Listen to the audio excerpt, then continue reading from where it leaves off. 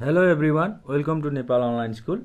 आज हामी scope elements of human resource प्लानिङको कुराहरू गर्न गइरहेका छौँ हैन। ह्युमन रिसोर्स प्लानिङ चाहिँ अब कस्तो ठाउँमा युज हुन्छ त्यो कुराहरू, ह्युमन रिसोर्स प्लानिङको एरियाजहरू के हो हैन, यसको बेसिक एक्टिभिटिजहरू के हो त्यो कुराहरू हामी डिस्कस गर्छौँ। अब हामीले यसलाई पोइन्टमा डिस्कस गर्दाखेरि फर्स्ट पोइन्टमा हाम्रो के आउँछ त, listing of current man power and human resource.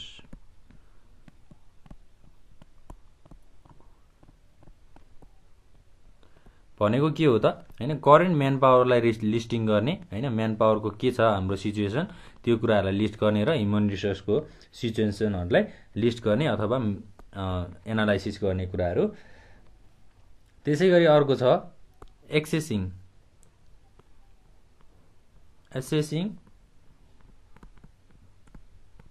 the extent to which the current manpower is utilized to the advantage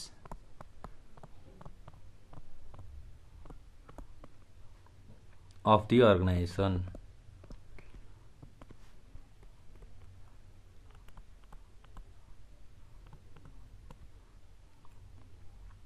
अब अहिलेको करेन्ट म्यान पावरलाई अथवा हाम्रो अर्गनाइजेसनमा भएको म्यान पावरलाई चाहिँ कसरी युटिलाइज गरिएको छ हैन, the current manpower is utilise to the advantage of अर्गनाइजेसनको एडभान्टेजहरू लिनको लागि अथवा अर्गनाइजेसनको फाइदाको लागि, संस्थाको फाइदाको लागि चाहिँ करेन्ट म्यान पावरहरू कसरी युटिलाइज भइसकेका छन् हैन।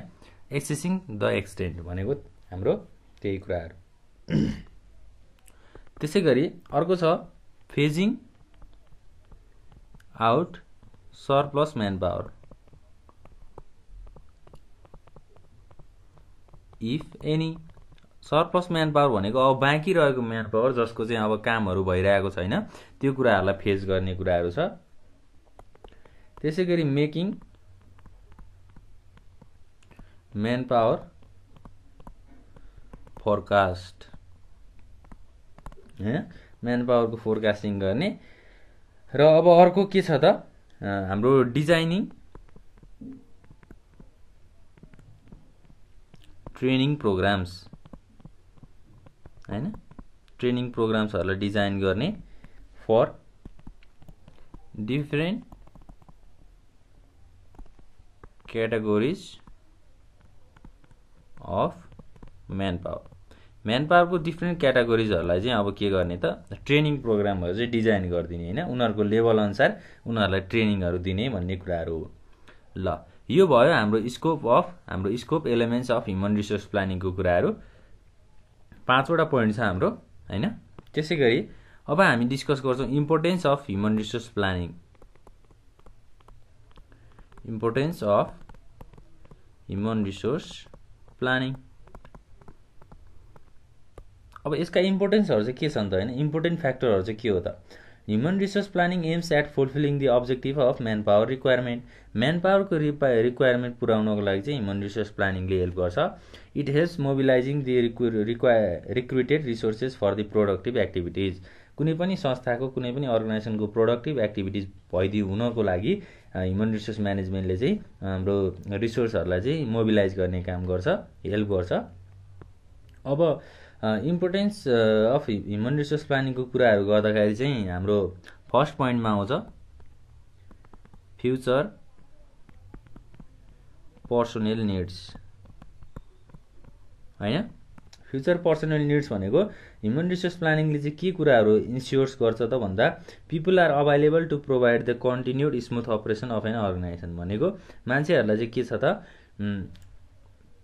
के कुराहरू अभाइलेबल छ त, एउटा अर्गनाइजेसनको स्मुथ अपरेसन हैन, सजिलोसँग चलिरहेको कन्टिन्युअस रन भइरहने कुराहरू अभाइलेबल छ। हाम्रो human resource planning is regarded as a tool to assure the future availability of manpower. भनेको फ्युचरमा चाहिने म्यान पावरहरूलाई चाहिँ हाम्रो एस्योर गर्ने एउटा टुललाई के भनिन्छ त, ह्युमन रिसोर्स प्लानिङ भनिन्छ। फ्युचर पर्सनल निड्स हैन, फ्युचरमा चाहिँ अब रिसोर्सहरूलाई कसरी मोबिलाइज गर्ने, म्यान पावरहरूलाई कसरी अभाइलेबल गराउने अर्गनाइजेसन एक्टिभिटिजमा, त्यो कुराहरू हो। त्यसैगरी अब सेकेन्डमा छ coping with change. Coping with change भनेको के हो त? Human resource planning is important to cope with the change associated with external environment factors. भनेको अर्गनाइजेसनभन्दा बाहिर रहेको इन्भाइरोमेन्टल फ्याक्टरसँग चेन्ज हुनु पर्यो होइन। ह्युमन रिसोर्स प्लानिङ चाहिँ एसोसिएट हुनु पर्यो। It helps assess the current human resource through HR inventory होइन। एचआर इन्भेन्ट्रीबाट चाहिँ के हुन्छ त? यसले अहिलेको करेन्ट ह्युमन रिसोर्सलाई चाहिँ के गर्छ त? एसेस गर्छ होइन, हेल्प गर्छ। अनि HR inventory and adapts it to changing technologically, politically, socioculturally and economic forcely होइन। यो सबै एस्पेक्टबाट चाहिँ हाम्रो ह्युमन रिसोर्स प्लानिङले चाहिँ एसेस गर्ने काम गर्छ, हेल्प गर्ने काम गर्छ। कोपिङ विथ चेन्ज भनेर भन्छ। थर्डमा रिक्रुटमेन्ट अफ ट्यालेन्टेड पर्सोनेल। अब रिक्रुटमेन्ट अफ ट्यालेन्ट पर्सोनेल भनेको चाहिँ के हो त? Another purpose of human resource planning is to recruit and select the most capable personnel to fill job vacancies. भनेको अर्गनाइजेसनको जब भ्याकेन्सी अनुसार चाहिँ एचआर पर्सोनेल अथवा एचआर प्लानिङले चाहिँ के कुराहरू हेल्प गर्छ त? एउटा क्यापेबल पर्सोनेल अथवा एउटा क्यापेबल क्यान्डिडेटलाई अथवा उसले काम गर्न सक्ने क्षमता अनुसार चाहिँ उसलाई जब भ्याकेन्सिजमा हाम्रो जबमा चाहिँ लगाइन्छ भन्ने कुराहरू छ। त्यसै गरी अब फोर्थ नम्बरमा जाउँ। फोर्थ नम्बरमा डेभलपमेन्ट अफ ह्युमन रिसोर्स होइन। अब ह्युमन रिसोर्स प्लानिङले चाहिँ के कुराहरू आइडेन्टिफाई गर्छ त भन्दा skill requirement for various level of jobs. अब एउटा अर्गनाइजेसन, एउटा संस्थामा के हुन्छ त? धेरै लेभल अफ जब्स भनेको छुट्टै छुट्टै कामहरू हुन्छ, त्यो लेभलमा काम गर्नुपर्ने हुन्छ होइन। त्यो लेभलमा काम गर्नको लागि चाहिँ एउटा स्किल रिक्वायरमेन्टहरू के कस्तो चाहिन्छन् त्यो कुराहरूलाई आइडेन्टिफाई गर्ने होइन। Then it organises various training and development campaign to impart the required skill and ability. भनेको अब त्यो स्किल र एबिलिटीहरूलाई चाहिँ अब ट्रेनिङ दिएर डेभलपमेन्ट गरेर चाहिँ ट्रेनिङ र डेभलपमेन्ट प्रोग्रामहरू हाम्रो फर्मुलेट गरेर तिनीहरूलाई स्किल दिने कामहरू होइन, नलेजहरू दिने काम गरिन्छ। डेभलपमेन्ट अफ ह्युमन रिसोर्स भनेर भन्छ नि, ह्युमन रिसोर्सहरूलाई डेभलप गर्न सकिन्छ भन्ने कुराहरू हो। त्यसै गरी 5 नम्बरमा छ प्रोपर युटिलाइजेसन अफ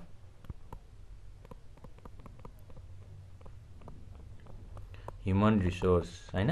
ह्युमन रिसोर्सको चाहिँ प्रोपर युटिलाइज हुनु पर्यो। जस्तै HR planning measures that the organisation acquires and utilises the manpower effectively to achieve organisational objectives.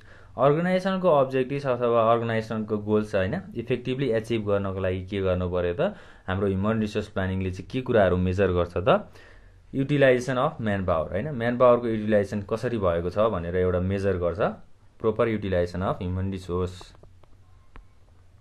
त्यसै गरी अब 6 नम्बरमा छ provide foundation for personnel function. भनेको के हो त? पर्सोनेल फङ्सन भनेको अब हाम्रो अब ह्युमन रिसोर्स प्लानिङले चाहिँ के गर्छ त? It provides tool and procedures to perform different HRM functions such as acquisition होइन, डेभलपमेन्ट, मोटिभेसन, त्यसपछि मेन्टेनेन्स अफ ह्युमन रिसोर्स छ नि जुन हाम्रो एचआरएमको फङ्सन्स, त्यो फङ्सन्सलाई चाहिँ अब एउटा टुलको माध्यमबाट होइन, एउटा प्रोसिड्युरको माध्यमबाट चाहिँ ह्युमन रिसोर्स प्लानिङले हेल्प गरिरहेको हुन्छ। जस्तै it also provides base in transfer, promotion, performance evaluation होइन, incentive and compensation, employee discipline. यो सबै भनेको के हो त? एउटा पर्सोनेल फङ्सन हो नि होइन। जस्तै अब एउटा इन्डिभिजुअललाई उसको पर्फर्मेन्सको इभ्यालुएसन गरिदिने होइन, उसले गरेको कामको, त्यसपछि अब उसको प्रमोसन गर्ने, राम्रो काम गर्यो भने रिवार्डहरू दिने, नराम्रो काम गर्यो भने पनिसमेन्टहरू दिने, एउटा पर्सोनेल फङ्सनको फाउन्डेसन चाहिँ हामीलाई प्रोभाइड गर्दो रहेछ। यो कुराहरू चाहिँ हाम्रो इम्पोर्टेन्स अफ ह्युमन रिसोर्स प्लानिङको कुराहरू भयो होइन। अब ह्युमन रिसोर्स प्लानिङको हाम्रो अब्जेक्टिभ्सको कुराहरू पनि छ। जस्तै हामीले योभन्दा अघिल्लो क्लासहरूमा पनि अब्जेक्टिभ्सको चाहिँ थोरै कुराहरू गरेका थियौँ। अब हामीले अब्जेक्टिभ्सको अलिक डिटेलमै जान्छौँ। Objectives of human resource planning. Human resource प्लानिङको मेन धारणाहरू अथवा मेन उद्देश्यहरू चाहिँ के हो त्यो कुराहरू हामी डिस्कस गर्छौँ। जस्तै फर्स्टमा छ to ensure optimum use of human resource currently available in the organisation. के भन्छ त यो सेन्टेन्सले? अर्गनाइजेसनमा अहिले करेन्टली भएको अथवा करेन्टली अभाइलेबल गरिएको ह्युमन रिसोर्सहरूलाई हैन, ह्युमन रिसोर्सहरूलाई उनीहरूको अप्टिमम युज भएको छ कि छैन त्यो कुराहरू इन्स्योर गर्ने हैन। ह्युमन रिसोर्सले हाम्रो कामहरू राम्रोसँग गरेका छन् कि छैनन् हैन, उनीहरूको क्यापेबिलिटी अथवा उनीहरूको स्किल अनुसार उनीहरूले काम गरेका छन् कि छैनन् त्यो कुराहरूलाई चाहिँ हाम्रो इन्स्योर गर्ने हैन, मेजर गर्ने काम भनेर भन्न सक्छौँ। सेकेन्ड पोइन्टमा छ to balance in the distribution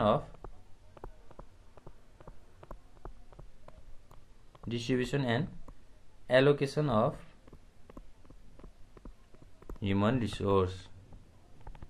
के भनेको छ त? डिस्ट्रिब्युसन र एलोकेसन अफ ह्युमन रिसोर्स हैन, त्यो कुराहरूको चाहिँ ब्यालेन्स गर्ने। जस्तै अब ह्युमन रिसोर्सलाई डिस्ट्रिब्युट पनि गरिन्छ, त्यसलाई एलोकेसन पनि गरिन्छ। डिस्ट्रिब्युट गर्ने भनेको भेरियस डिपार्टमेन्ट्सहरूमा चाहिँ अब डिस्ट्रिब्युट गर्ने हैन, जस्तै अब टिमहरू बनाएर डिस्ट्रिब्युट गर्न सकिन्छ।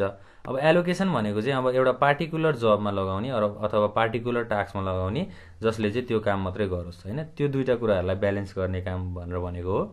त्यसैगरी थर्ड पोइन्टमा छ to provide control measure to ensure availability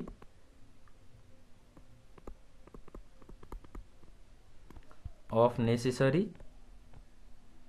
resources when required। यो भनेको के हो त?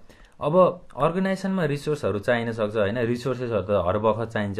अब रिसोर्सहरू चाहिसकेपछि त्यो अब पर्टिकुलर टाइममा हामीलाई नेसेसरी रिसोर्सहरू चाहियो भने त्यो कुराहरू छ कि छैन हैन, अभाइलेबल छ कि छैन त्यो कुराहरूलाई मेजर गर्ने अथवा कन्ट्रोल गर्ने हैन, इन्स्योर गर्ने कामलाई हामीले हाम्रो ह्युमन रिसोर्स प्लानिङले हामीलाई हेल्प गर्छ भनेर भनेको छ।